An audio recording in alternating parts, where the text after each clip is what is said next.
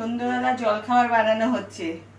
কে কে বানাও? এটা কি বলো তো সবাই? দেখো, চিড়েটাকে আগে তেলে ভাজলাম।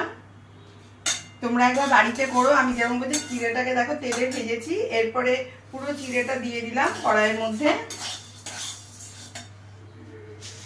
সন্ধ্যেবেলা খাবার, আর এর সাথে চিনি দিয়ে দেব।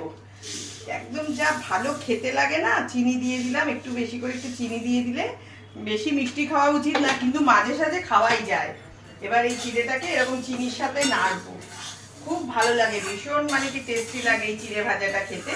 তো রোজ রোজ তো খাই না এরকম মিষ্টি দিয়ে, আজকে খুব ইচ্ছা হলো একটু চিড়ে মিষ্টি করে চিড়ে ভেজে খাবো। আর এটা মানে সত্যি ভীষণ ভালো লাগে। তোমরা একবার করে দেখো বাড়িতে।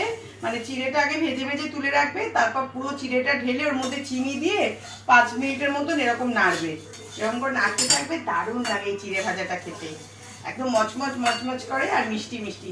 অবশ্যই তোমরা কিন্তু ট্রাই করো এই চিড়ে ভাজাটা, আমি যেটা ভাজছি এরকম করে। খুব ভালো লাগে খেতে।